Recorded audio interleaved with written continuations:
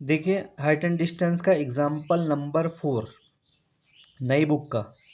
इसको कैसे करेंगे, देखो फ्रॉम ए पॉइंट पी, ये कोई पॉइंट पी है, on the ground angle of elevation of 10 metre tall building. ये देख रहे हैं आप, यहाँ से लेके यहाँ तक डी पॉइंट तक ये आपकी 10 मीटर टॉल बिल्डिंग है। इसका एंगल ऑफ एलिवेशन बन रहा है कितना, 30 डिग्री। 30 डिग्री इसका बन रहा है एंगल ऑफ एलिवेशन। इस बिल्डिंग के ऊपर कोई एक झंडा है and the angle of elevation इसका कितना है, फ्लैग स्टाफ का पी पॉइंट से ये पूरा 45 डिग्री, 45 डिग्री।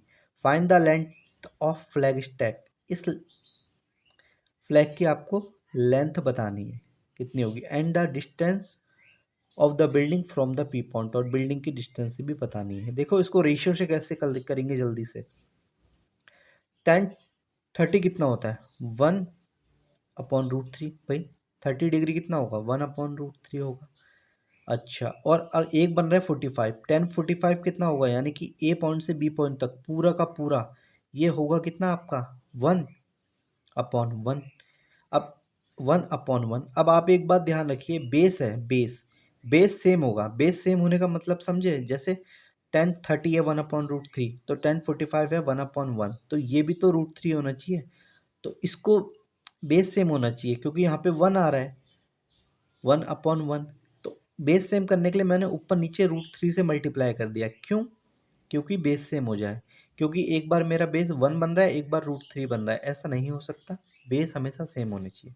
तो बेस सेम करने के लिए मैंने ऊपर नीचे √3 से मल्टीप्लाई कर दिया।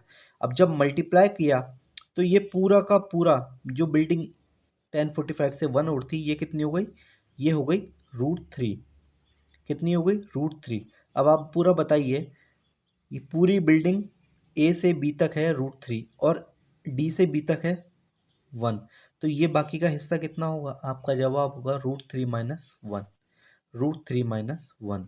अब ध्यान से देखिए, ये बिल्डिंग, ये झंडे की जो हाइट बतानी थी मुझे। अब आप देखिए एक रेशियो की वैल्यू कितनी है, 10 मीटर है। तो मुझे कितने रेशियो की बनानी है, 3 √3 - 1 रेशियो की। तो एक की 10 है, तो √3 - 1 की कितनी होगी, 10 √3 - 1। तो झंडे की हाइट कितनी आ गई, लेंथ 10 √3 - 1। अब दूसरा पॉइंट मुझे बताना था इसमें क्या, ये वाला, कि ये कितना है, √3।